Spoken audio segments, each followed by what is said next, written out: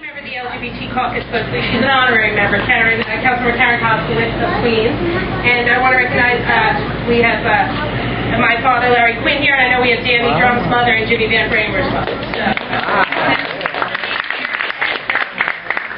before we go upstairs, I'll try to say it again upstairs. I just really want to thank Jorge Stevens' family for being here today. Tomorrow, a second trial in the hate crime murder of Jose Chukwusanai starts. Phoenix will go on trial again tomorrow, and I know it means a great deal to the Chukwusanai family that you are in town today. It gives them great hope that there will be justice for their families. So thank you very much. And we're happy to take a couple of quick questions if anybody has any. One press. Nathan James, Embrace Television. My question is for Ms. Williams. How would you characterize your ongoing relationship and involvement with the LGBT community? Well, acceptance. Everything that I've done in my career has been, first of all, very comfortable, done by a heterosexual black woman who happens to not have a lot of hang-ups. And wherever I've been, whatever radio station, TV now, has always been what I call a safe place for everyone. You know, and I think that that is something that we have in common, me and the LGBT community. Different people, a little bit off to the left of normal, needing acceptance. You know how people are. You know how people are, Room. Needing acceptance, and I've always felt the love, you know, and given it back. Thank you. Hi, I'm Celeste with 365day.com, and I have a question for Ms. Wright. I was wondering if you could offer advice to young gay people who are aspiring to be actors or musicians and who have been advised to stay closeted in order to gain fame, and now with you being out, what advice you would offer? I've been asked that a lot recently, and what I don't want to do is paint a picture of my coming out as being all daisies and sunshine. It's I'm focused on the positive, and there have been a lot of positives, but it hasn't been all 100% positive.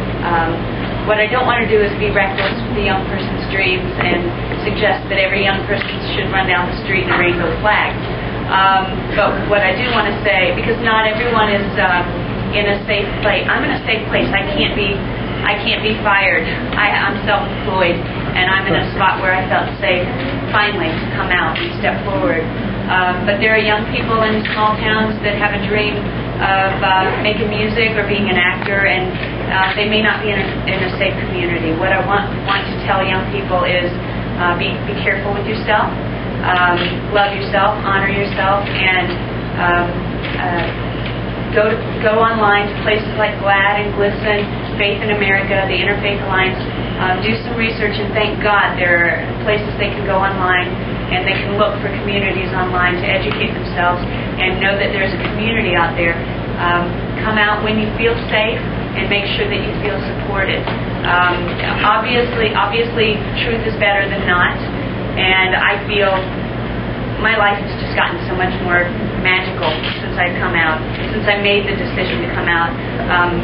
Life is better out for me, but I also want to make sure that young people who aspire, I don't want to paint a picture that it's been 100% perfect and easy. I am getting some hate mail, but I'm very fixated on the positives right now.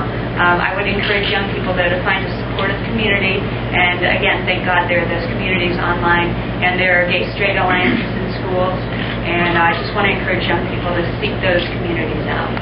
I wish I had a better answer, but that's my answer. Thank you.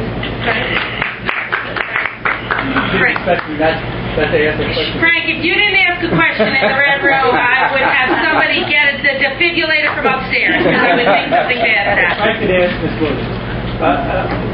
We don't always answer his questions, so if you don't want to God, what message would you send to the members of the New York State Senate on marriage equality at this point? They voted it down last December. What message would you send them now? If a gay person wants to get married, they should be allowed to get married. Take it from me, a woman who's been married for working on 12 years. It's not for everyone. But that's what you want. then that's what you should get, and that's what I would say to them. You know, yes. Message is for Wendy. Oh. Wendy, my name is Delvon Johnson. I'm author of Love Yourself First. My question for you is, what inspired you to become an author? And do you have another book coming out soon? Yes, I have 5 books under my belt, as you know. Yes, I love the writing process. I've gotten into the novel writing, so it's my chance to create characters. And I have a heroine out there, her name is Britt Harper.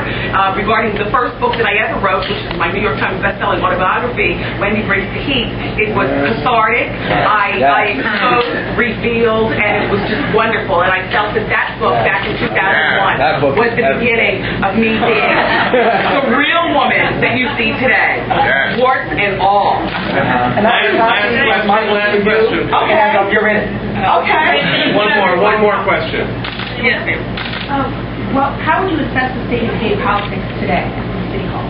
Well, you know, I think one has to have a long view when they think about any equal rights movement. And we have made tremendous progress if you compare where our community was at the time of Stonewall in 1969.